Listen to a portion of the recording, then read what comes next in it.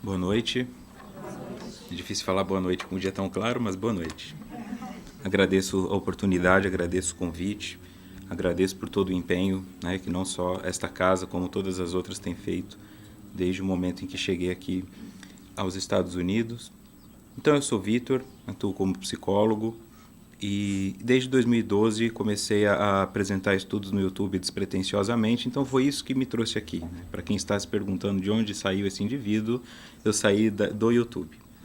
Tá? Então, lá no YouTube, atualmente, como foi colocado, eu faço estudo de 2 livros de Joana, são estudos feitos ao vivo, então a pessoa pode participar enviando perguntas, tem duração de 1 hora, 4 dias na semana, tá legal? Para quem gosta de estudar, ali tem um bom espaço, tá? Sempre voltado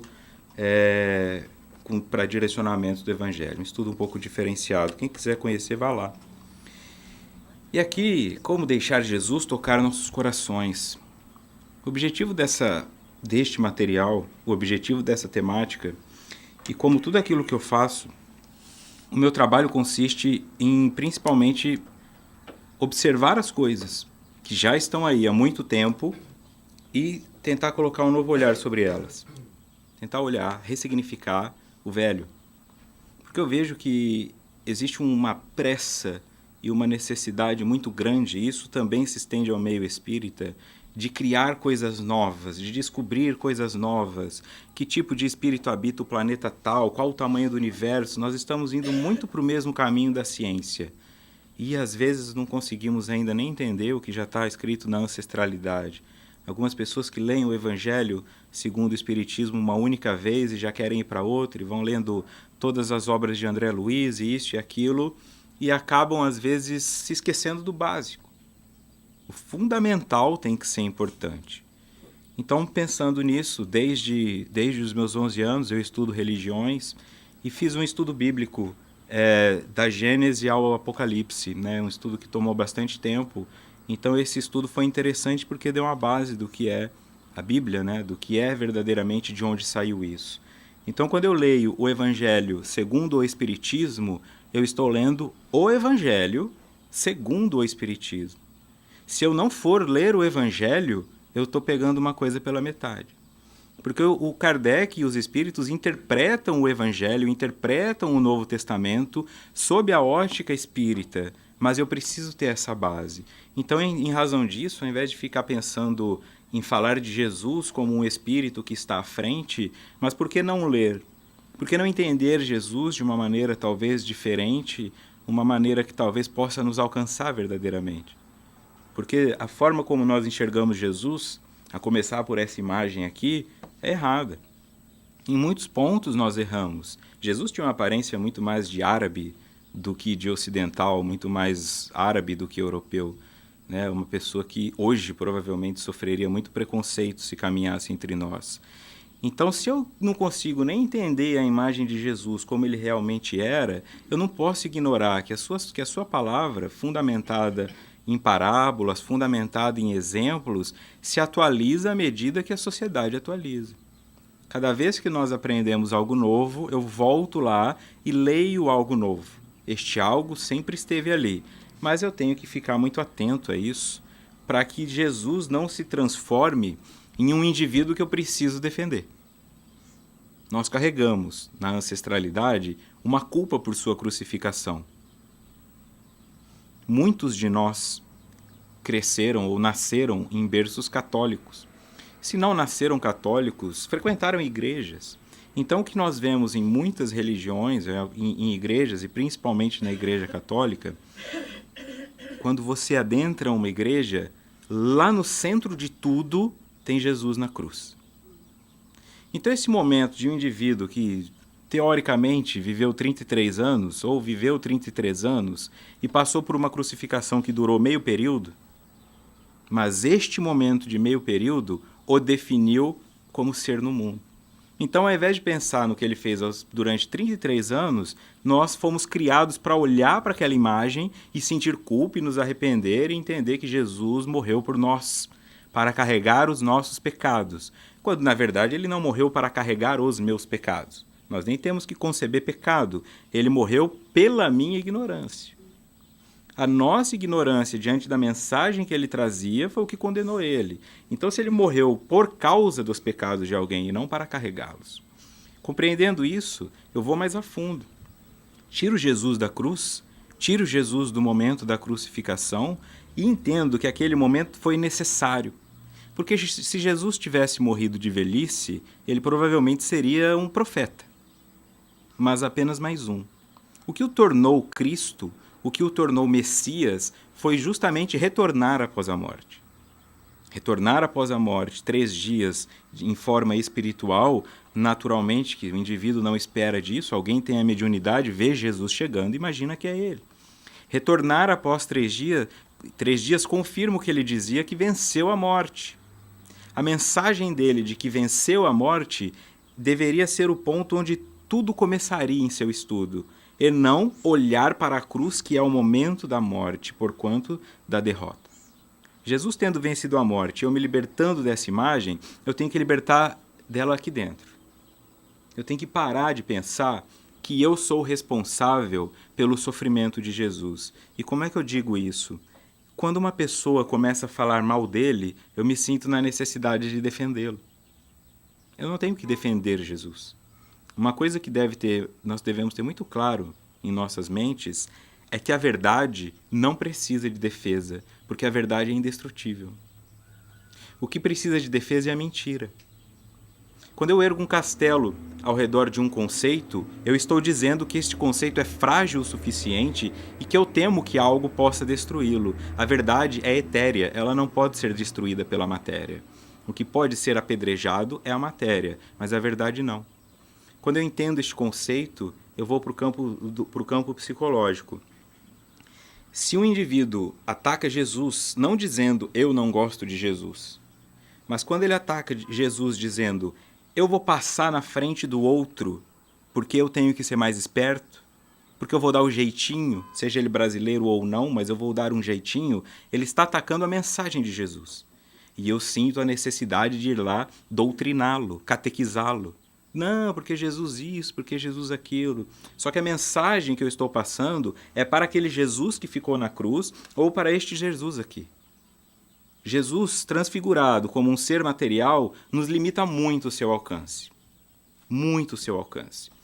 Entendendo que esse Jesus não pode ser material dentro da nossa mente, então imagine, quando eu tenho que defender um ponto de vista, e eu não tenho muita certeza desse ponto de vista, eu costumo contra-atacar.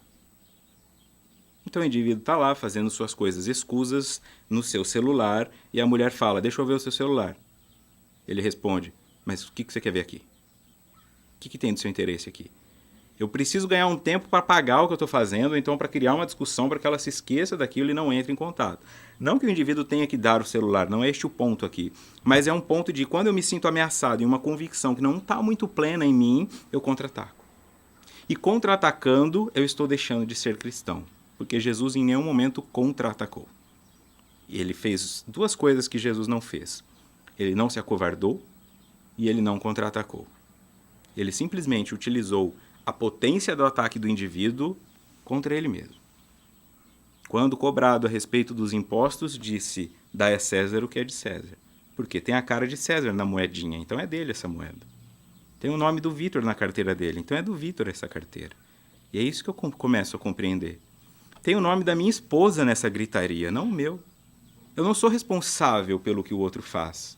Eu não sou responsável por curar o outro imediatamente, mas eu sou responsável por me curar. Eu sou responsável por aquilo que eu faço. Então a verdade, sendo absoluta, ela é imortal. A verdade não vira ruína. A verdade não pode ser atingida. Então tudo aquilo que você luta para defender como um conceito, um valor político, uma verdade absolutista, é uma mentira no que se refere ao todo. O indivíduo que está na verdade não teme. Porque Jesus era o caminho, a verdade e a vida. E ninguém ia a Deus senão por ele. Qual é o caminho para chegar a Deus? Verdade, vida, verdade, vida. E o que nós costumamos viver? Mentira e morte. Mentira e morte.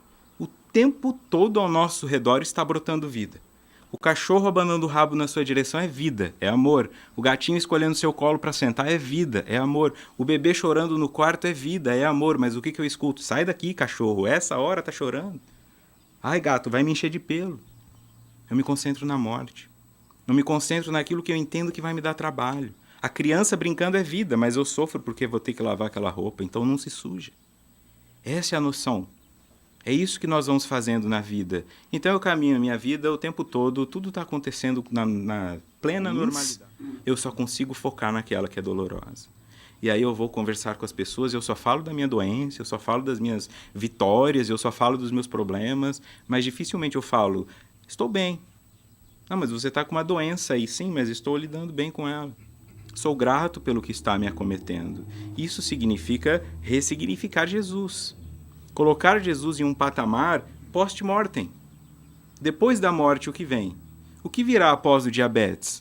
Um controle da compulsão por doce. O que virá após um câncer de pulmão? Um controle do tabagismo. Porque é isso que nós, infelizmente, ainda precisamos. Muitas pessoas sabem falar as frases dele, repetir as frases deles. É igual a música antiga do Roberto Carlos. Começa a cantar um primeiro trecho, todo mundo sabe o resto. Todo mundo sabe o resto. Então, se todo mundo sabe o que Jesus falou, por que nós ainda não estamos conseguindo viver o que ele falou? Por que é tão difícil para nós?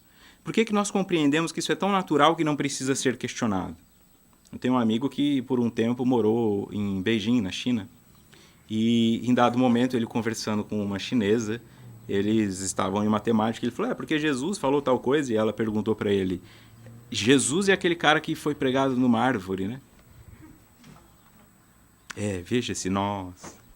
Mas nós não sabemos quem é Shiva, quem é Brahma, nós não sabemos quem é Maomé, nós não sabemos e nós não ligamos. Este é o ponto. Quando eu compreendo que a imagem que eu tenho de Jesus e aquilo que nós concebemos dele, para algumas pessoas é apenas uma mitologia, eu vou entender a verdadeira face disso aqui. Como é que nós vamos, então, evangelizar o mundo? Não é pela teoria, porque para os indivíduos, legal essa teoria, mas Sócrates também era legal, Ganesha também é legal. É assim que vai ficando. É o exemplo. E nós, que nascemos, ou viemos, ou estamos, ou voltaremos ao Brasil, que é conhecido como a pátria do Evangelho, somos conhecidos pelo quê? Procrastinação, malandragem, roubo, tudo isso. Este é o exemplo, corrupção, este é o exemplo que nós damos. É isso que nós estamos pregando. Não importa o que eu fale intelectualmente, é isto que eu estou pregando quando as pessoas esperam isso de mim. É brasileiro. Para festa é maravilhoso, mas para assuntos sérios eu não vou confiar. E nós vamos ficando pregados a isso. Pregados como Jesus ficou na cruz. E dentro do Brasil nós repregamos condições menores. Não, porque o baiano é preguiçoso. Não, porque o paulista só pensa nele. Não, porque o goiano só gosta de música sertaneja. Esses movimentos que nós fazemos é a nossa evangelização. A nossa evangelização, então, é xenofóbica, é homofóbica, é preconceituosa e a nossa evangelização é egoísta. Porque se eu dou um jeitinho para que as coisas se ajeitem a mim, eu estou querendo burlar a causa e efeito. E não tem nada mais grave do que querer burlar uma lei divina. Não porque alguém vai me punir, mas porque a minha consciência vai me punir. E como eu não posso lidar com aquela informação, eu vou projetar sombra. Aí eu vou reclamar do indivíduo que parou em uma vaga proibida, não porque eu acho aquilo errado, mas porque ele não deixou um espaço para eu parar. É isso que eu faço. Eu reclamo da pessoa que quer furar fila porque eu queria furar e não tive coragem. Quando eu compreendo isso e retiro esta imagem, vai ficando mais fácil ressignificar Jesus. Então, em João, capítulo 15, versículos 7 a 8. Se vós estiverdes em mim, e as minhas palavras estiverem em vós, pedireis tudo o que quiserdes, e vos será feito. Nisto é glorificado meu Pai, que deis muito fruto, e assim sereis meus discípulos. Ele ensina. Jesus está dizendo como fazer para se vincular a mim. Se vós estiverdes em mim, e as minhas palavras em vós, pedireis tudo o que quiserdes e vos será feito. Aí o indivíduo faz uma oração para Jesus, porque quer estar com Jesus. Senhor Jesus, cuida da minha vida para que eu possa ter mais felicidade. Aí tá bom, aí Jesus fala, tudo bem. Então o que você pedir será feito. Aí no outro dia ele levanta para trabalhar. Ah, como eu queria ficar mais tempo na cama. Então tá bom, vou te demitir. Não é? Eu começo a me projetar nesse jeito. Não é Jesus que vai me demitir, mas é a minha insatisfação com o meu trabalho que faz eu chegar lá de cara feia, que faz eu atrasar 5 minutos hoje, 7 minutos amanhã, que faz eu esquecer uma ferramenta de trabalho. Então, naturalmente, eu começo a desconstruir aquilo que eu busquei. Eu que num momento de desemprego fui procurar um emprego e agora que tenho reclamo dele. Eu que num momento de solidão fui procurar uma companhia e agora reclamo do meu casamento. Eu vou reclamando das coisas que eu busquei voluntariamente. Se eu pudesse reclamar de algo, o indivíduo materialista diria: ah, mas da família eu posso reclamar, porque eu não escolhi. E aí o Espiritismo vem e diz o seguinte: escolheu também. Você escolheu a sua família. Se não escolheu conscientemente, escolheu pelos seus atos. Então você tem a família que merece. Tendo consciência disso, eu entendo como é que pode eu estar em Jesus e as palavras dele em mim. Eu tenho que pensar na trajetória que Jesus fez. Tira o homem da cruz e coloca aquele homem de 33 anos que ressuscitou, né? Mas que na verdade apareceu em espírito. E lembre-se que ele foi uma criança. Humaniza. Lembra o que Jesus passou na infância dele. Você já imaginou o que seria viver em uma época, você sendo criança, né? Lógico que ele não ia para a escola, mas imagina Jesus indo para a escola ou indo brincar com os amiguinhos dele, e nesse grupo ele era o cara cuja mãe engravidou dele, virgem? Já parou para pensar se não faziam piada disso? Já parou para pensar o que o pai de Jesus tinha que ouvir com relação a isso? Já parou para pensar na sua adolescência, no seu desconforto naquelas relações, porque ele estava muito à frente daquele tempo? Já parou para pensar como era difícil para Jesus quando ele começou a falar essas coisas? Porque para muitas pessoas ele era só um maluco que estava falando umas coisas andando na cidade aí. Ou um folgado que quer ficar jantando e dormindo na casa dos outros. Compreende? Ele passa por um processo muito difícil para começar a se fazer alguém no mundo. Para começar a ser percebido. Para chamar a atenção. Ele é motivo de piada, e ele é motivo de chacota, e ele é motivo de desconfiança, e ele é motivo de interesse. Lógico, tem alguém que fala: eu estou com uma dor que nunca se cura. Tem um cara chegando aqui que cura todas as minhas dores, eu vou lá me aproveitar desse indivíduo. Essa noção é importante porque você vai começar a compreender que ser uma pessoa boa ou fazer o bem não implica não ter críticos, não implica não ouvir gozações e não implica não ser atacado. Se eu quero um mundo tranquilo, um mundo onde todas as pessoas gostem de mim, um mundo rede social, onde eu posso colocar só o meu lado bonito, então eu não estou em Jesus. Porque Jesus não tinha um lado bonito e um lado feio. Jesus era um só, em todas as situações. Todos os indivíduos que escreveram algo de Jesus, que partilharam da mesma situação, escreveram a mesma coisa. Se você lê o Evangelho, se você lê Lucas, se você lê Marcos, se você lê Mateus, eles viram o mesmo fenômeno e narram praticamente com as mesmas letras. Então Jesus não dava nem margem a uma interpretação. Era muito clara a mensagem dele para quem estava lá. Mas e aquilo que Jesus não foi visto fazendo? Jesus não escreveu nenhuma folha. Tudo o que nós temos foram seus apóstolos ou indivíduos que estavam por ali que escreveram.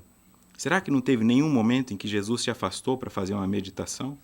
Será que enquanto estava todo mundo dormindo, Jesus não questionou também a sua espiritualidade? O que fazer agora? Para onde ir? Será que é isso mesmo? Será que eu estou certo? Nós temos uma noção de que Jesus é uma coisa perfeita, como um meteoro que vem e devasta todo o mal. Mas o objetivo dele foi justamente este. Eu vou entrar em um corpo que habita o planeta Terra, com todas as fragilidades que ele tem, para mostrar para vocês o que é possível fazer com ele. E ele deixa isso claro. Se tiveres a fé maior, do tamanho de um grão de mostarda, fareis o que eu faço e um pouco mais. Então aquilo que Jesus fez 2000 anos depois, aqui nós estamos, não era para ser visto como grandioso, já era para ser comum. O que Jesus fez foi tão imenso que ninguém mais conseguiu fazer depois dele. Nós ainda temos que falar de Jesus porque não veio ninguém fazer igual ou melhor. E ele disse que seria possível. Então ele não mentiu. Ele não teve uma falsa modéstia. Ele disse, dá para fazer tudo isso aqui que eu estou fazendo. Dá para curar a pessoa com o poder da mão, dá para devolver a visão, dá para devolver o andar, dá para devolver um monte de coisa. E o que nós fazemos? Lavou os pés do indivíduo. Lavou os pés dos indivíduos. E nós estamos aqui querendo que as pessoas lavem os nossos pés, que estendam o tapete vermelho, ou que nos compreendam, ou que nos aceitem. E a pessoa procura, olha, eu sou espírita, sou casado com um protestante, estou tentando convertê-lo. Sim, ele também. Porque do ponto de vista dele, você também está errado. Então, como é que eu entro nesse embate? Como é que eu compreendo este movimento? Em que igreja Jesus professou a sua religião? Se bem me lembro, nenhuma igreja.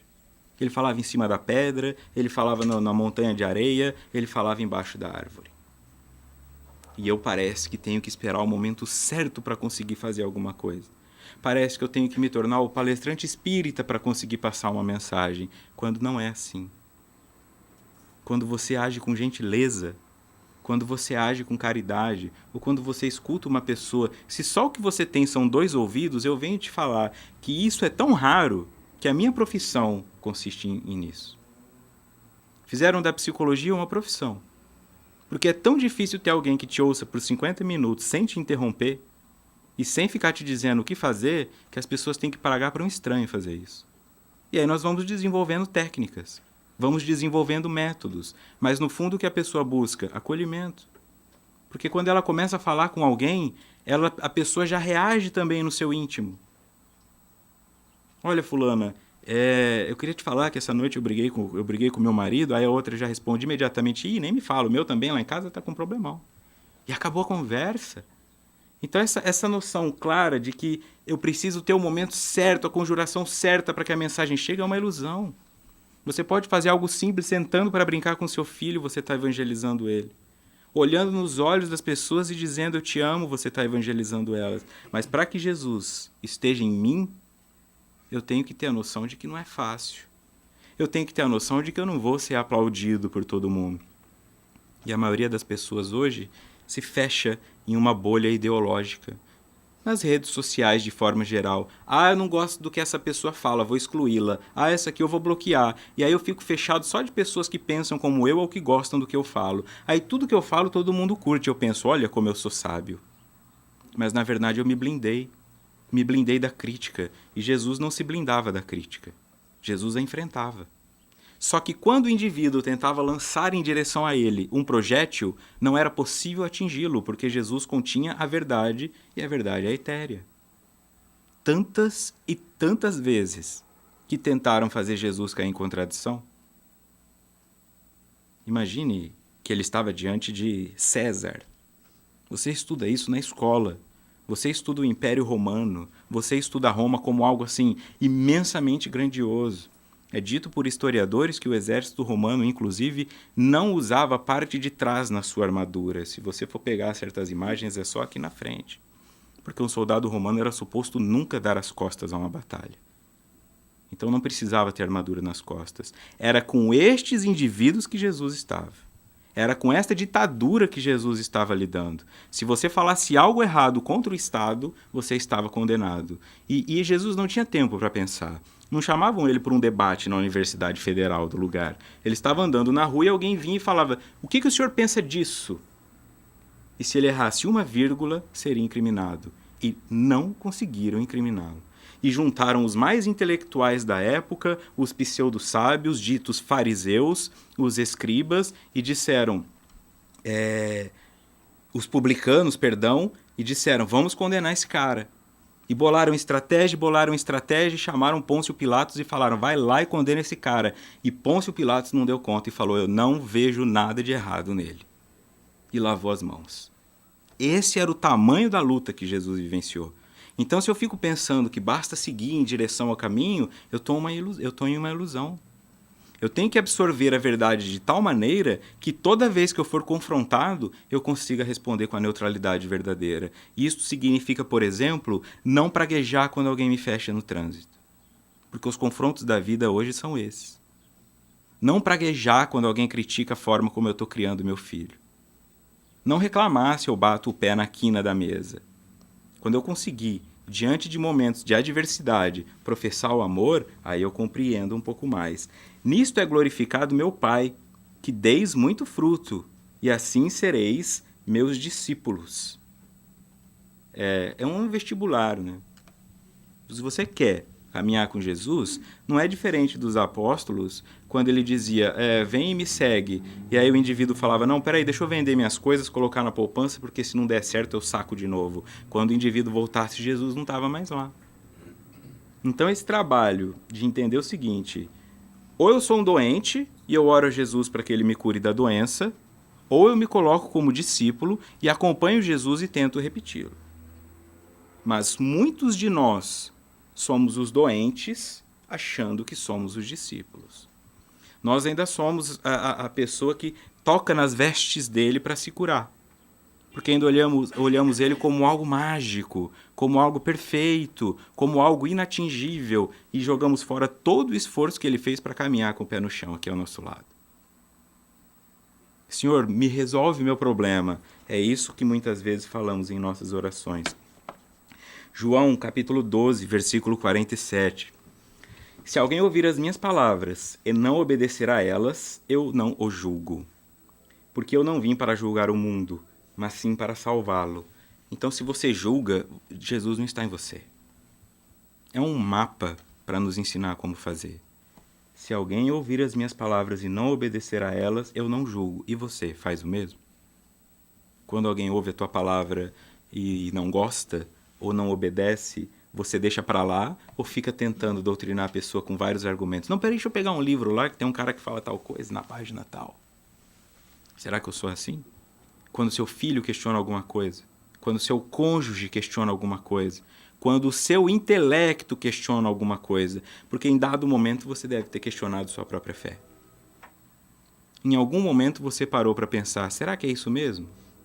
Será que eu sou bom o suficiente nisso? No que quer que você faça, dentro da casa espírita. Eu sou a pessoa que faz o café. Será que em nenhum momento você achou que o teu café é ruim? Será que em nenhum momento você achou que a tua palestra é ruim? Ou que isso aqui pode não levar a nada? Quando o indivíduo compreende isto, fica mais claro. Eu não tenho que julgar o outro. Ninguém está errado. O católico não está errado, o muçulmano não está errado, o ateu não está errado, o espírita não está errado. Está errado quem julga. Porque compreende dessa maneira, ele que levou um tempo para alcançar aquele conhecimento, que todos já estão ali. Sabe o que significa isso? O indivíduo que chega lá na 8ª série da escola, aprende uma coisa na 8ª série e tenta forçar um garoto da 1ª série a entender a mesma coisa. Os espíritos estão em graus evolutivos diferentes. E estando em graus diferentes, eles precisam de formas diferentes de compreender aquela mensagem. Mas a nós cabe o não julgar. A nós cabe salvar. A mim, da ignorância. E a ignorância não é ler toda a doutrina espírita. A ignorância é não julgar. É o ignorante que julga. É o ignorante que condena. É o ignorante que acusa. Bom, então eu tenho um indivíduo que está há 30 anos professando uma doutrina. Ele não acredita em espíritos, ele acha que são fantasmas, ele acha que tem demônio, ele acha que tem Satanás. E ele precisa de um tempo para digerir aquilo tudo, e eu me posiciono diante dele, faço uma piada com relação àquilo, solto uma dúvida pesadíssima nele, mas não ponho nada no lugar. Compreende isso? Compreende o que é tirar de um indivíduo que está viciado em heroína? Ah, eu vou tirar a heroína porque isso vai te fazer bem e largá-lo na abstinência? Como é que eu tiro a fé de uma pessoa sem colocar outra no lugar? O que eu estou fazendo com isso? O que é diferente nesse sentido? De fazer um terrorismo psicológico no indivíduo? Porque eu acho que a minha religião é mais importante. Então, se as pessoas te ouvem, não te obedecem, não acreditam de você, ou fazem piada, e você as julga por isso, ou insiste em tentar convencê-las pela força, então você não está fazendo o que Jesus pediu para fazer. Não fazendo o que Jesus pediu para fazer, Jesus não está em você. E Jesus não estando em você, sabe Deus o que está. Tá a ignorância. Marcos 12, 29 e 31. O primeiro de todos os mandamentos é: Amará, pois, ao Senhor teu Deus de todo o teu coração, e de toda a tua alma, e de todo o teu entendimento, e de todas as tuas forças. Este é o primeiro mandamento. E o segundo, semelhante a este, é: amarás o teu próximo como a ti mesmo. Não há outro mandamento maior do que estes. Como é que eu amo Deus acima de todas as coisas? Como é que eu amo Deus de todo o coração? São frases, como eu disse, tá aí o tempo todo, tá em para-choque de caminhão, todo mundo sabe essa frase. Mas eu consigo vivê-la com clareza? Eu sei o que é amar a Deus acima de todas as coisas?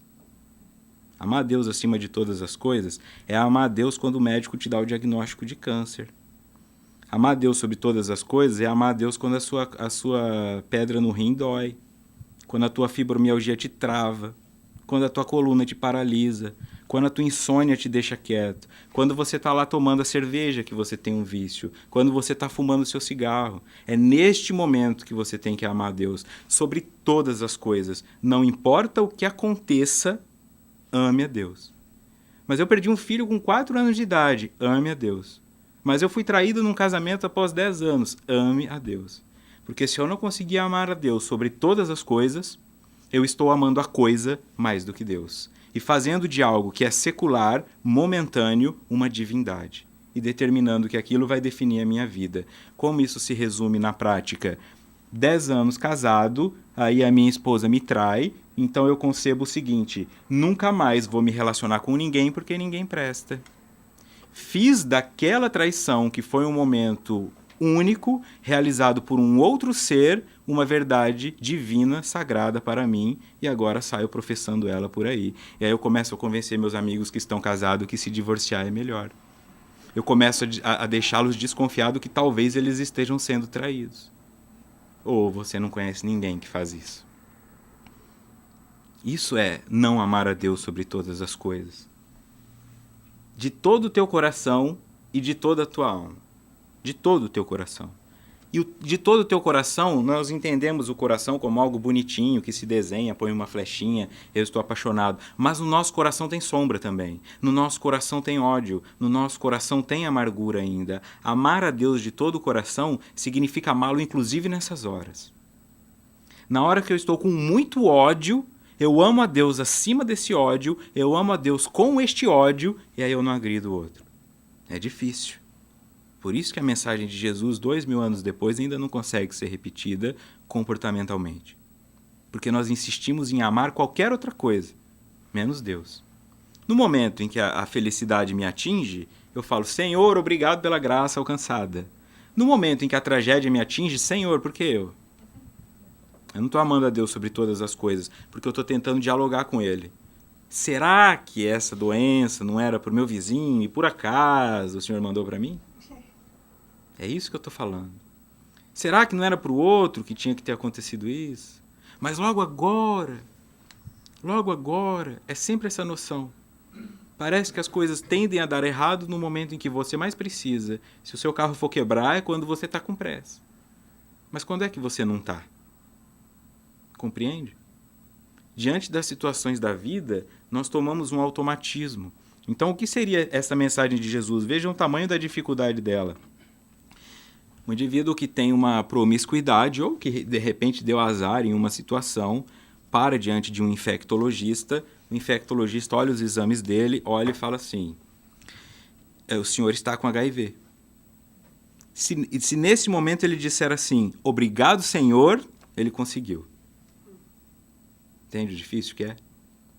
Quando o indivíduo está infartando, obrigado, Senhor, ele consegue fazer isso. Mas o que nós fazemos? Pelo amor de Deus, eu não quero morrer. Pelo amor de Deus, assim. Pelo amor de Deus, eu não quero morrer. Pelo amor de Deus, eu quero ficar na matéria. Pelo amor de Deus, eu não acho que é a hora de me levar. Mas o Espírito está lá dentro. Acho que já deu, né? Já cumpri a minha tarefa. Compreende a dificuldade disso? E de todas as tuas forças. Todas. Inclusive as negativas. Porque nós também temos forças destrutivas em nós. É neste sentido. Bom, a pessoa, isso é importante ter clareza, a pessoa que precisa de Jesus, né, a pessoa que precisa melhorar dentro de nós, não é a que vem na casa espírita, compreende? este lado seu mental que vem até aqui não precisa disso. O que precisa não vem.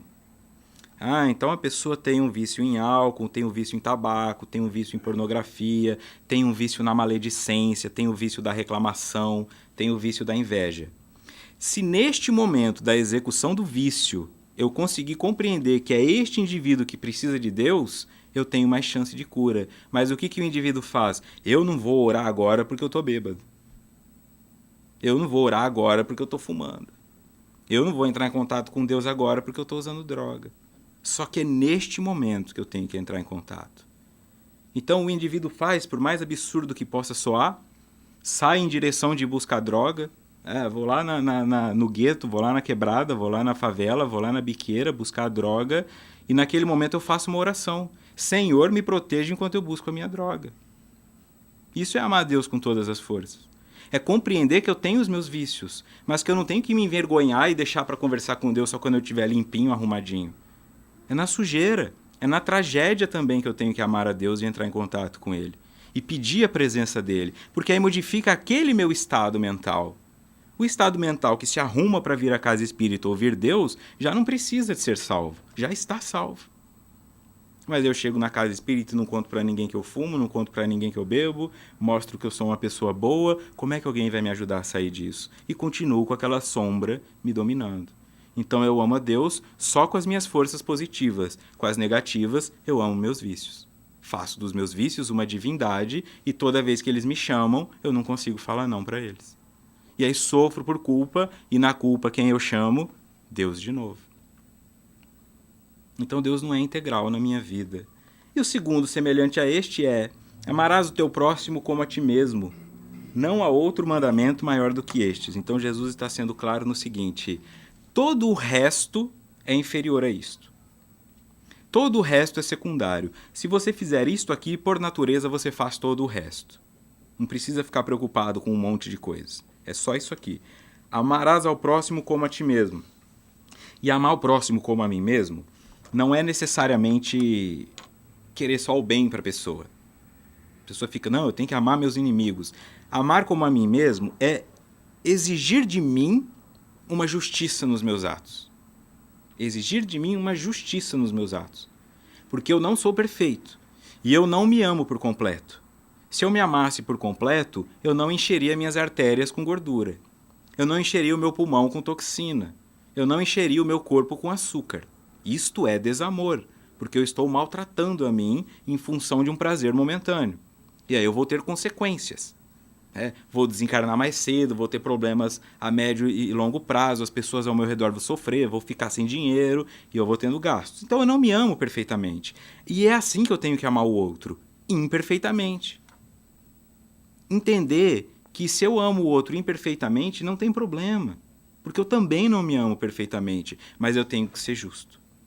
E ser justo significa estar diante de uma oportunidade em que outras pessoas estão competindo ou concorrendo por algo, e ao invés de fazer uma oração, Senhor, que eu ganhe este prêmio, o indivíduo ora, Senhor, que o melhor vença. E que eu tenha sabedoria para lidar com a posição em que eu venha ficar. Mas o que eu faço? Tenho uma entrevista de emprego amanhã. Senhor, que esse emprego seja meu, porque eu preciso muito. O que eu estou dizendo? Senhor, os outros não precisam tanto quanto eu, me prefira. Isso eu não estou amando ao próximo como a mim mesmo. Eu tenho que querer para o outro exatamente a mesma coisa que eu quero para mim. Nisso eu estou conseguindo compreender o mandamento. Não ficar com a sensação de que eu tenho que chegar no meu inimigo e abraçá-lo e levá-lo para jantar na minha casa. Não é isso. Mas é compreender que eu não preciso sabotá-lo, que eu não preciso prejudicá-lo, que eu não preciso irritá-lo. E que aquilo que eu muito quero, o outro quer também. Eu quero sempre uma vaga para estacionar o carro que tem a sombra. Mas aí quando chega no local que alguém já estacionou, mas esse cara sempre pega a minha vaga. Porque ele também quer, porque ele também merece, porque ele também quer ficar na sombra. Se você consegue entender, puxa, que bom que a vaga na sombra está ocupada, aí você entende o tamanho do mandamento e o tamanho da dificuldade de cumpri-lo. Mateus 10:38. E aquele que não toma a sua cruz e não me segue, também não é digno de mim. Qual é a sua cruz?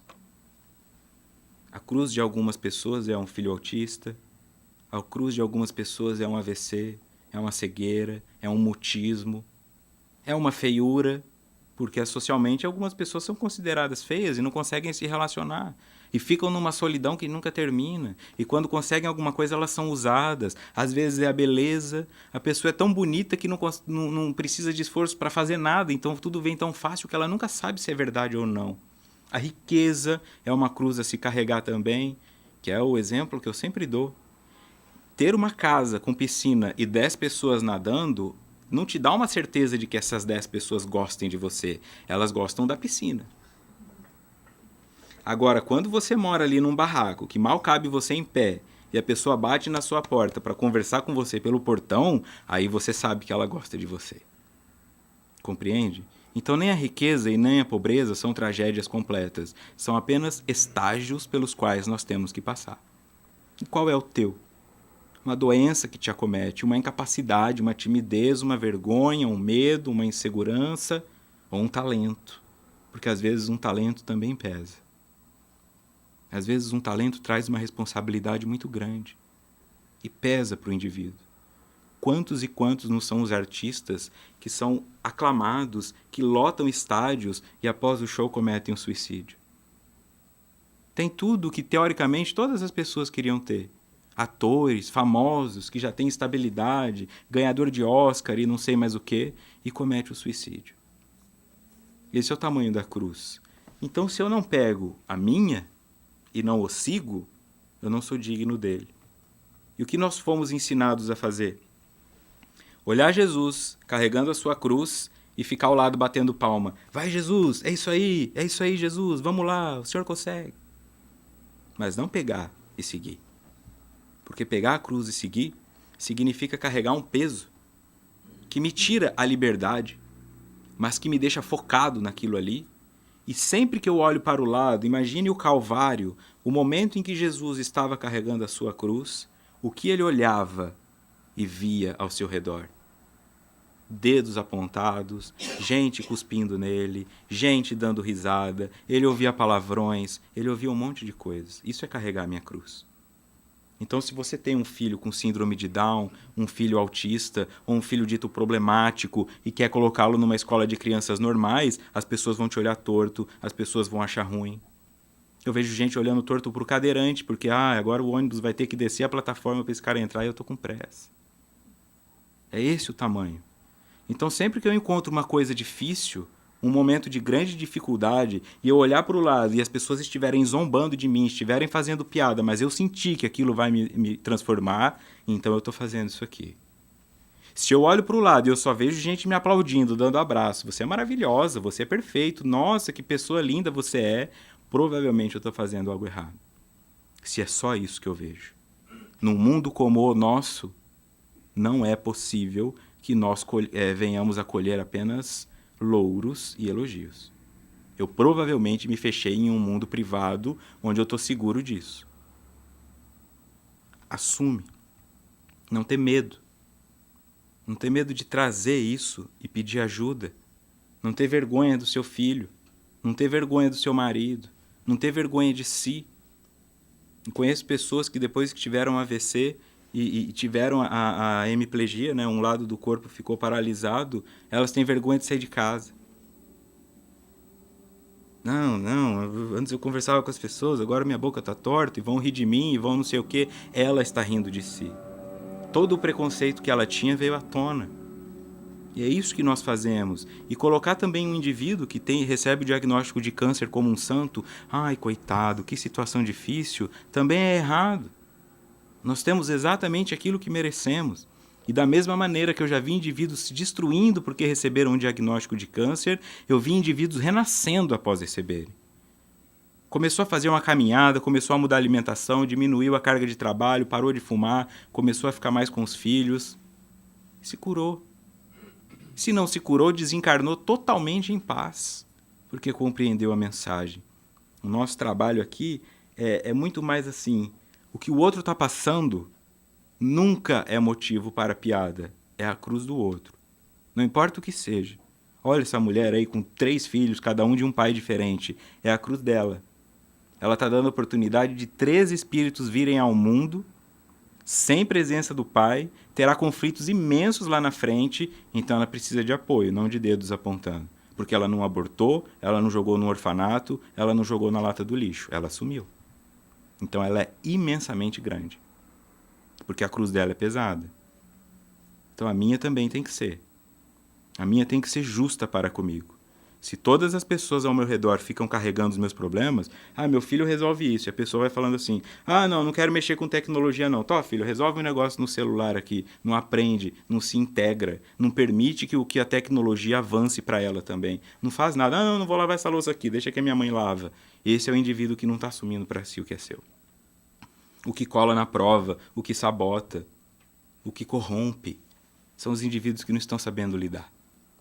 Então, toda vez que eu faço um movimento de jogar para o outro algo que eu tenho condições de fazer, mas não quero fazer porque estou cansado ou estou com preguiça, eu não estou sendo digno de Jesus.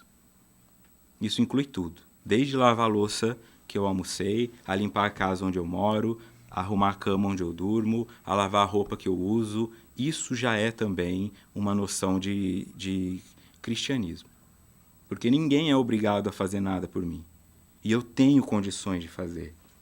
No Evangelho segundo o Espiritismo, capítulo 11, amar ao próximo como a si mesmo, Lázaro traz o texto. O amor resume toda a doutrina de Jesus, porque é o sentimento por excelência. E os sentimentos são os instintos elevados à altura do progresso realizado. Bom, Jesus resume tudo em 2 mandamentos, e aí Lázaro vem e resume tudo que Jesus falou em amor. Porque com o amor, eu amo a Deus sobre todas as coisas e ao próximo como a mim mesmo, correto? Se eu sou amor, o que eu tenho para dar? E alguém que dá amor faz mal para o outro? E alguém que a matéria pode destruir e tudo que a matéria pode corromper. O meu espírito não pode ser destruído por nada. O meu corpo físico pode ser destruído por um escorregão no banheiro. Por uma bactéria microscópica. Por um mosquito. O meu corpo pode ser destruído. Este é o tamanho da pequenez do meu corpo. E o que nós fazemos? Cultuamos ele como se fosse o templo da vaidade e não o templo do sagrado. Se eu entendo que o instinto é isto, o instinto ele vai se apresentar para que você possa identificar em que nível está o seu instinto. Toda vez que você não tem condições de pensar sobre algo e é obrigado a dar uma resposta imediatamente, esta resposta é o sintoma do teu instinto, é o teu feedback. Então, quando dizem assim, se pisar no meu calo, eu rodo a baiana, esse é o teu instinto. Se algo de ruim acontecer, eu xingo mesmo, esse é o teu instinto. É aí que você está. E não tem problema de estar aí. Tem problema de achar que é o topo. Eu estou aqui para te dizer que dá para sair. Que dá para, se a pessoa pisar no teu calo, você falar, tudo bem, eu entendo que você está distraído com seus problemas e não me viu. Mas o nosso ego fala o quê? Como assim você pisou em mim? Você sabe quem eu sou? Como assim eu estou passando por isso? Como assim eu vou ter que ficar nessa fila? Como assim eu tenho que ficar nesse trânsito? O indivíduo reclama. O que esse povo está fazendo na rua essa hora? Ninguém fica em casa? Como se ele falasse, abram porque eu quero passar. Não é? Fica difícil. Nós queremos isso, nosso ego fica insistindo, este é o nosso instinto. Quando eu consigo sublimar o instinto e por natureza o meu progresso também aumenta, o meu instinto reage diferente. Então quando algo acontece comigo e eu não tenho tempo de responder, eu respondo com amor. Eu respondo com amor. Às vezes a pessoa vem chorando e falando, olha, não sei o que aconteceu tal coisa, e o meu ego fala, agora é a hora de eu dizer, eu te avisei. Porque é uma delícia falar eu te avisei. E é horrível ouvir isso. Mas falar eu te avisei é uma delícia. A pessoa até dá um passo atrás, assim, né? Já monta o palco e fala, faz assim, ó. Não é? Porque isso aqui é uma delícia. O que é o indivíduo com um instinto de sublimação? Ele imediatamente vai e abraça a pessoa. Ele abraça a pessoa, porque ela está em sofrimento. E é difícil fazer isso. É difícil compreender que no instinto, quando nós estamos certos, é a hora que nós sabemos o tamanho do nosso espírito. Quando eu tenho razão e tenho a oportunidade de provar para o outro isso, ou de colocar o outro em seu devido lugar, é nessa hora que eu descubro o meu real tamanho. E se nessa hora eu conseguir falar, não, tudo bem, foca no que você está falando aqui, vem cá, eu te abraço, eu te escuto. Eu me lembro de um amigo meu, psicólogo também, que começou a ter contato, ele começou a trabalhar, foi isso que o levou a trabalhar com pessoas com HIV. E ele disse que tinha um cliente adolescente que era super gente boa. E eles conversavam bastante, era um cliente que ele gostava de atender, era um cliente que o motivava. E um dia ele chegou para atender esse garoto, e esse garoto se sentou na frente dele aos prantos, porque tinha recebido o diagnóstico do HIV. E ele disse assim, eu não sabia o que fazer, nenhuma das teorias que eu sabia poderia fazer sentido naquela hora, então eu fui até o lado dele, quebrou todo o protocolo, fui até o lado dele e segurei a mão dele. E ele ficou por 50 minutos do tempo da sessão chorando, com a cabeça no meu ombro. E nós encerramos e ele foi para sua casa. É disso que eu estou falando. É o momento em que não adianta ficar elucubrando em cima do indivíduo. Não, porque o HIV, você não tem nada disso. É o momento de falar, tá bom, você errou contra mim e eu vou te acolher. Porque Jesus fez isso.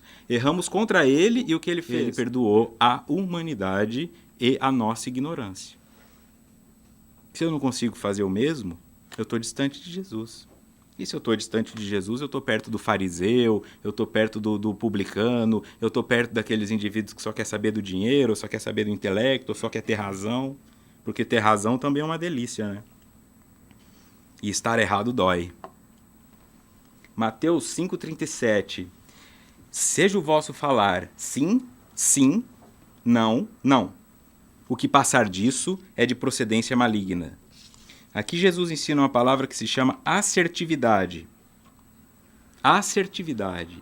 Ir direto ao ponto. Fale o que você tem que falar sem rodeios. Não procrastine na vida também. Você quer fazer isso? Então faça. Você escolheu fazer uma faculdade? Então não fica colando na prova. Você escolheu um casamento? Então não traz sua esposa. Você escolheu ter um filho? Então não fica pondo ele de castigo por qualquer coisa. Seja objetivo direto naquilo que escolheu. Assuma para si. E se tem alguma coisa para falar com o indivíduo, fale. Porque às vezes é simples. Eu quero falar para a pessoa, eu te amo. Mas o meu ego fica, não sei falar isso, não estou num momento muito bom, eu não consigo falar. Então eu pergunto, vai sair hoje? Leva a blusa, tá? Mãe fala isso. Mãe fala eu te amo toda hora. Mas raramente ela fala eu te amo. Eu te amo. Ou a pessoa vai chamar um amigo para sair, né? Ela só quer dizer assim, fulano, vamos sair hoje? Mas o que ela fala? Você tem planos para hoje? O que você está pensando em fazer? Você vai em algum lugar? Traga a sua verdade para cá. Se você for trabalhar fazendo palestras, evangelizando, isso e aquilo, vá direto ao ponto. O porquê que isso é maligno?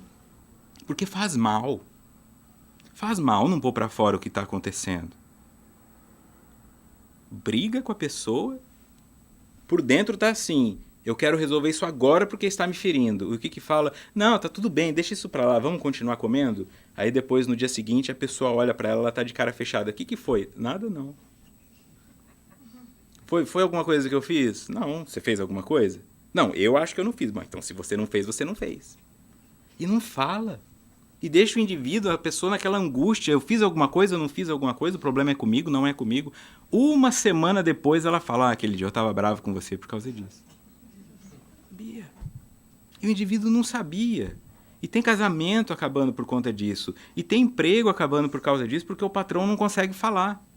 Você não limpou direito aqui. Não, tá ótimo o seu trabalho. Aí depois que a pessoa sai, a pessoa vai lá e limpa e reclama com o outro. A pessoa não limpa direito aqui, eu vou ter que dar um jeito de mandar ela embora.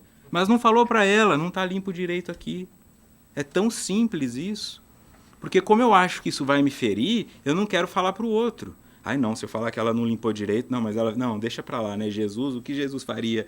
E eu vou arrumando argumentos para não chegar e falar, não tá bom. Só isso. E você pode falar isso consigo na vida, não tá bom. Aí eu me olho no espelho e falo, tem um cara acima do peso nesse espelho. Esta calça antes servia de maneira melhor para mim. Essa calça não está servindo mais, eu tenho que pensar que a calça encolheu.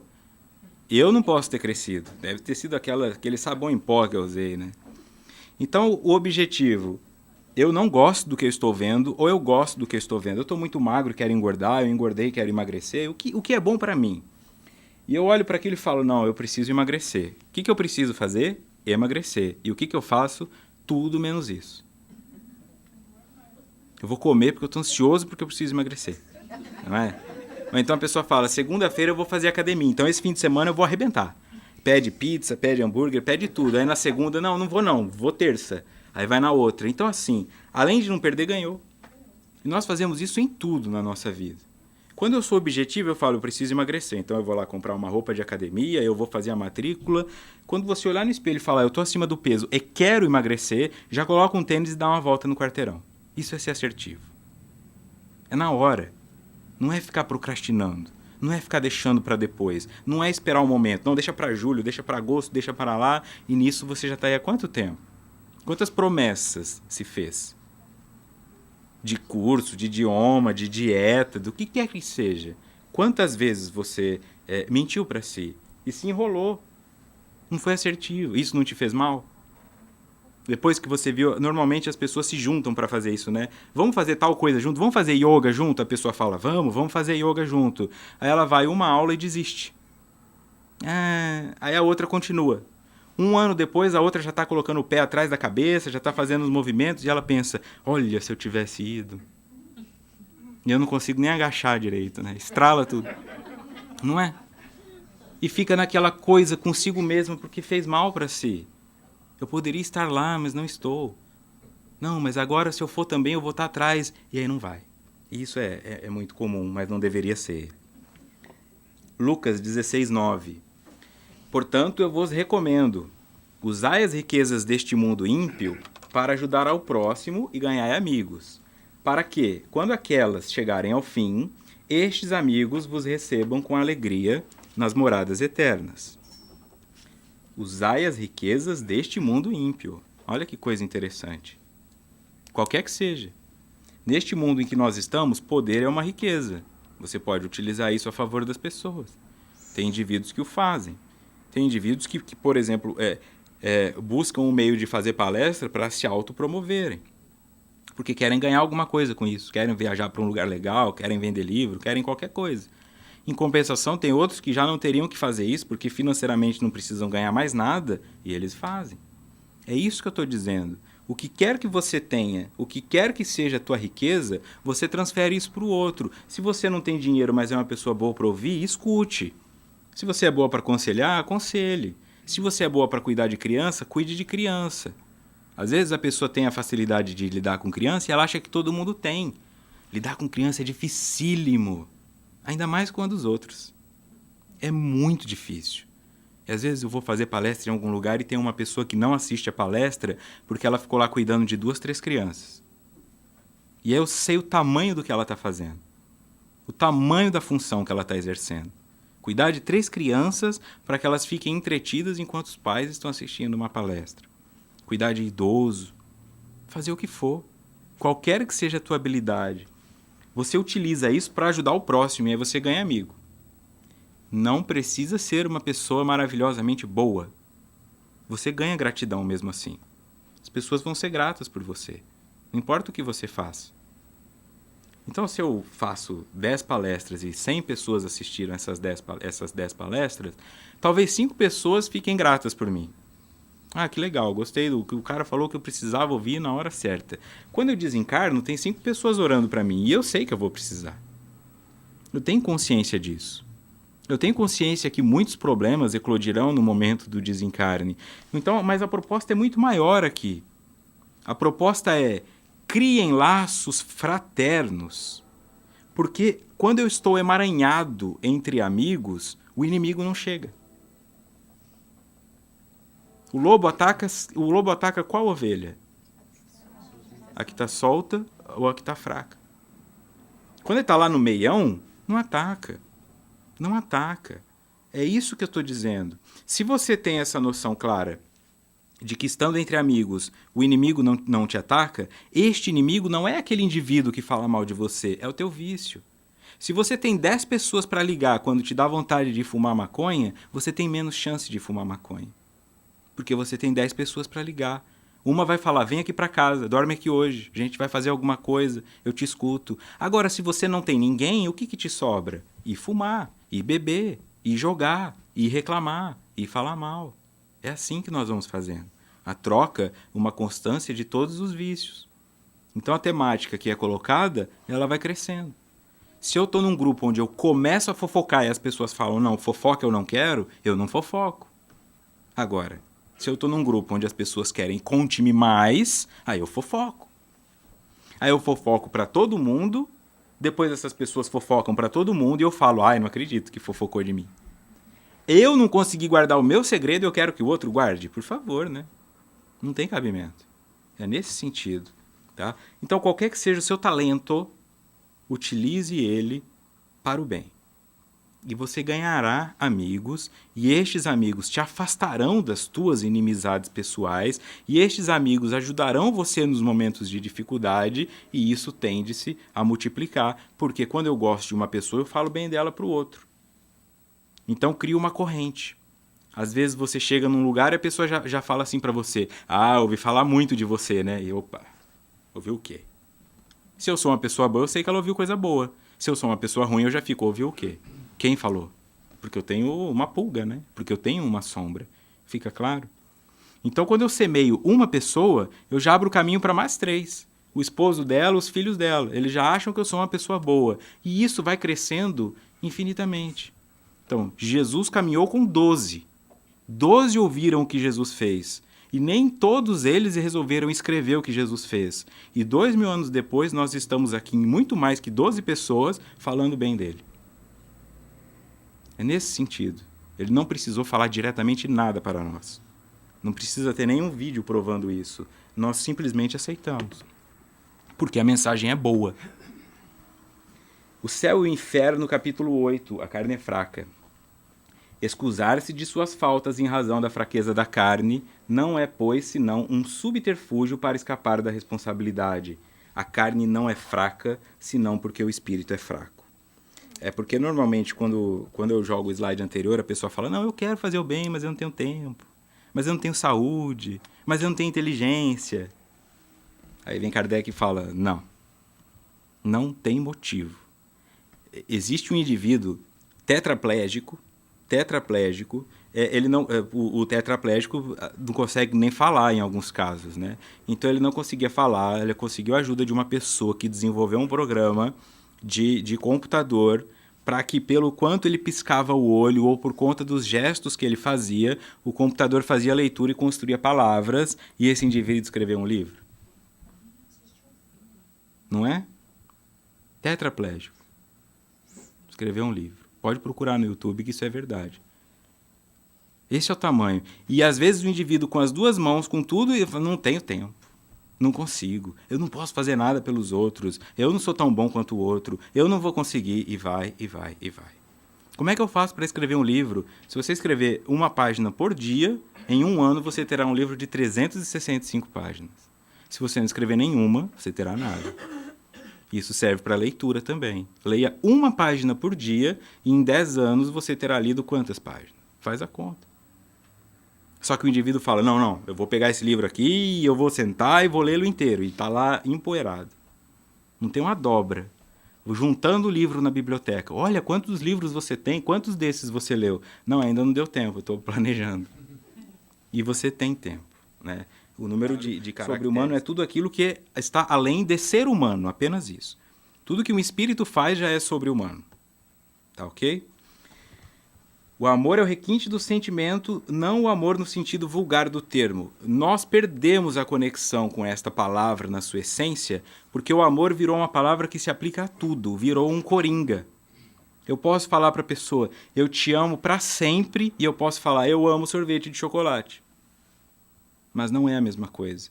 Então, se eu não compreendo que o amor que eu estou falando aqui, que se refere a Deus, que se refere a Jesus, é muito maior do que uma vontade que me dá prazer, eu não vou saber o que é amor.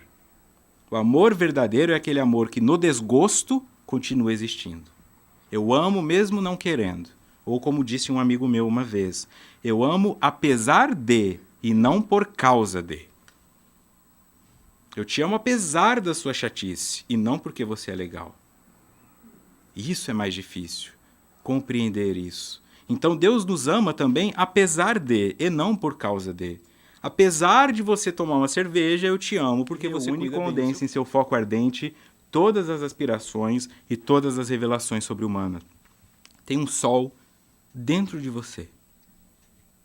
Dentro de você tem um sol, mas eu não consigo ver, eu não consigo sentir, porque você se encheu de nuvem, porque você se encheu de tempestade, porque você se encheu de névoa, porque você tapou.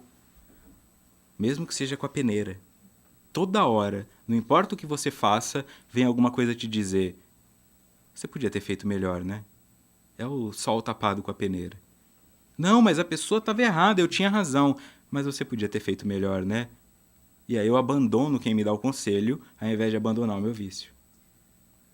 Muito claro esse comportamento. Então, se está sendo dito aqui que existe um sol dentro de mim e que esse sol é uma extensão do amor sagrado, por que eu ainda estou preso na sombra? Por que eu ainda fico pensando, eu não sei para onde ir, eu não sei quem eu sou, eu não sei qual que é o meu papel do mundo, eu não sei qual que é a minha missão, será que eu tenho que ficar aqui, será que eu não tenho? Eu quero me divorciar, mas eu fico, não, mas vai que esta é minha missão. Para com isso.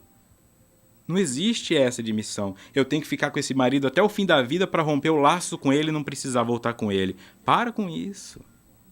É até que a morte o separe. Só que não é a morte do corpo, não. É a morte do sentimento. Morreu o sentimento, pode separar. Morreu a admiração, pode se afastar. Morreu a vontade, pode parar. É assim que a morte nos separa. Não a morte do corpo físico. Eu vou ficar aqui sofrendo porque isso vai me purificar. Para com isso. Não precisa. Se liberte. E aqui, para nós fecharmos, em Mateus 5,16, assim, brilhe vossa luz diante dos homens, para que vejam as vossas boas obras e glorifiquem vosso Pai que estás nos céus. Olha Kardec falando de Jesus, Jesus falando de Kardec. É uma única mensagem. Lázaro, através da codificação de Kardec, diz que existe um sol interior em nós e que este sol é o verdadeiro amor não vulgar. E o que Jesus fala? Brilhe vossa luz diante dos homens. Vossa luz, não a dele. Não adianta ficar falando, não, mas Jesus falou, mas Chico Xavier falou. É como se eu andasse com a lanterna dos outros, falando que a luz é minha. Quando eu tenho luz própria, mas por preguiça ou por acomodação, não quero ligá-la. Quero guardar energia, sabe? Apaga essa luz aí, porque senão vai gastar energia. Não gasta energia. Não gasta. É autossuficiente. É isto que é eterno. A nossa capacidade de fazer o bem, a nossa capacidade de amar, não desgasta. E nós temos tanta dificuldade de entender isso, que ainda sofremos achando, minha mãe gosta mais do meu irmão do que de mim. Eu não consigo nem achar que o amor da minha mãe é incondicional, e vou achar que o meu amor pela humanidade pode ser? Eu acho que Jesus é um alienígena, porque eu não consigo pensar igual a ele, quando na verdade é isso. O amor da mãe é igual pelos dois filhos. A diferença é que Jesus enxerga todos como irmão, então em vez de amar um ou outro, ele amava todos, inclusive os que não gostavam dele. E principalmente estes, né? Porque estes são os que mais precisam. Ele diz que veio para os doentes, né? Porque os sãos não precisam de cura. Então, se eu fico aqui pagando de curado, Jesus não está em mim. Se eu fico aqui oferecendo cura sem tê-la para mim, Jesus não está em mim. Está a hipocrisia, está a demagogia. Para que vejam as vossas boas obras e glorifiquem vosso Pai que estás no céu. Sabia que toda vez que você faz caridade, ou toda vez que você ajuda uma pessoa, você ajuda aquela pessoa a ver Deus? Sabe o que é para o indivíduo que está com frio, desesperançoso, caçando um papelão ou caçando algum lugar para esquentar a mão, de repente receber um cobertor? Sabe aquele teu momento de desesperança em que você achava que ninguém gostava de você e o teu telefone tocou com alguém falando, oi, tudo bem? Naquele momento você vê Deus. Naquele momento você se sente acolhido, acolhida. Então, a partir do momento que eu dou um pão para quem está com fome, eu dou um cobertor para quem está com frio, eu dou uma palavra para quem está perdido, eu devolvo esperança para aquela pessoa. E quando eu faço isso, ela enxerga a existência de Deus porque ela fala, Deus existe, Ele foi bom para mim. Eu não preciso ser uma pessoa maravilhosa para estender Deus às outras.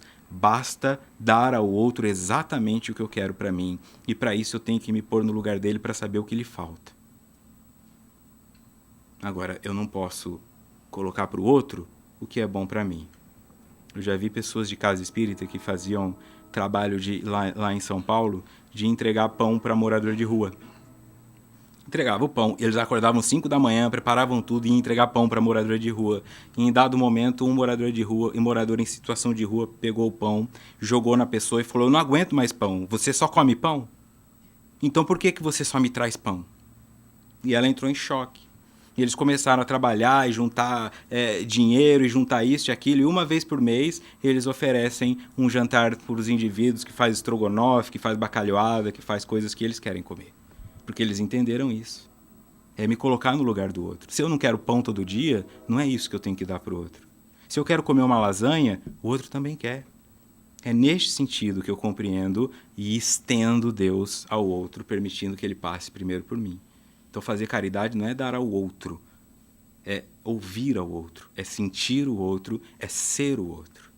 E prover ao outro aquilo que ele precisa, não o que você acha que ele quer.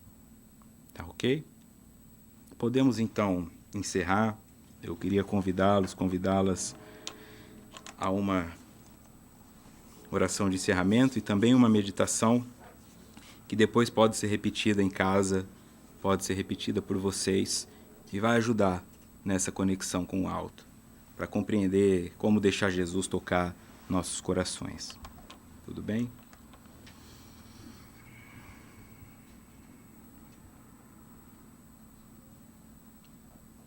Eu convido você, espírito imortal, a ouvir essa palavra. Perceber-se neste local em que se encontra. Perceber este corpo que você cria. Como está esse corpo? Pesado? Leve? Muito espaço? Apertado? Difícil de se locomover? Gritando toda hora? Como está a sua mente? Como tem sido o seu cuidado para com o seu espírito? Lembre-se, você não é homem, você não é mulher, você não é novo e você não é velho. Você é um espírito imortal.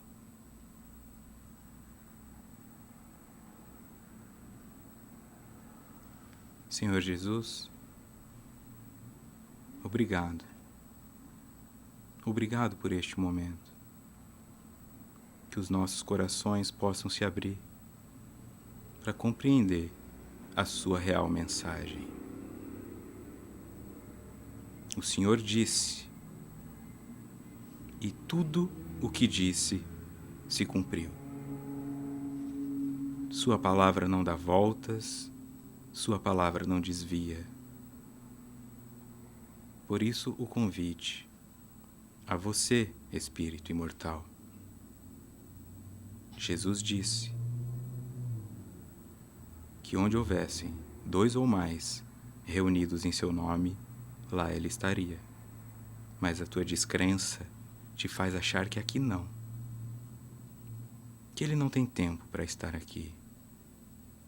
Ó Mestre, se pudéssemos nos desfazer da ilusão e percebermos a tua presença e confiarmos na tua presença, sabendo que o Senhor não falou apenas para nos agradar, mas o Senhor prometeu.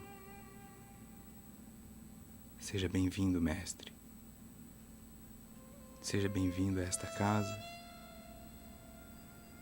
Seja bem-vindo aos nossos corações. Sinta teu coração ser tocado. Sinta o calor crescendo em seu corpo. Sinta o formigamento desta energia que te acolhe. fraterna, que te lembra do teu real tamanho.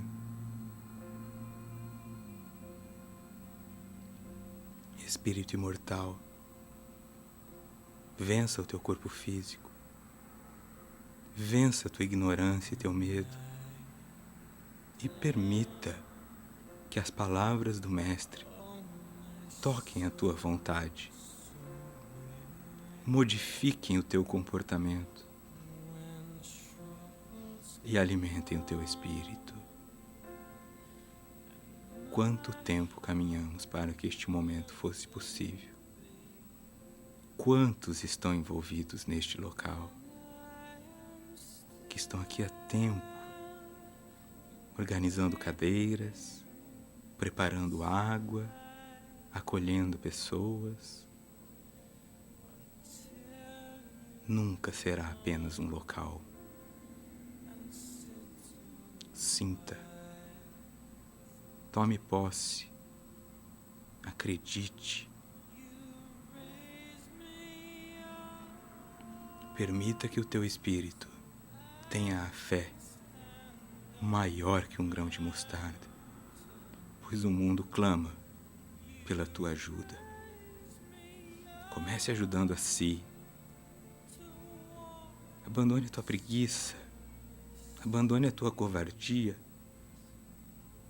Olhe para o Mestre, com a sua mente, olhe-o caminhando. Fé. Jesus é um espírito de palavra e te acolhe com todas as tuas imperfeições e te aceita mesmo que você não o faça, e governa este mundo em todos os teus cantos. Nós somos importantes o suficiente para que ele venha até nós. Esta casa é importante o suficiente, digna de receber sua visita. Cabe a você decidir se o teu coração também será. A todos os envolvidos, muito, muito obrigado. Pai de misericórdia, Mãe de misericórdia, sagrado, acolha-nos. Que o nosso sol interior, que a nossa luz brilhe. Que esta sala se ilumine cada vez mais da fé de cada um dos que aqui estão. Agiganta-te, cresça, permita que esta luz irradie para este quarteirão, para estas ruas, para esta cidade. Mestre Jesus, que toda esta energia possa ser utilizada para ajudar aqueles que ainda sofrem. Se ela alcançar 100 metros, que seja 100 metros, mas que a tua sabedoria faça o melhor uso possível desta conexão. Que o que não crê tenha ao menos um momento de crença. Que o que sofre tenha um arrepio de alívio, mas que o mundo, a partir de nós, se torne um pouquinho melhor. Obrigado, Espíritos. Obrigado por nos receberem. Obrigado pelo convite. Que este possa ser o início ou a retomada de uma amizade eterna. Graças a Ti, Pai. Que assim seja.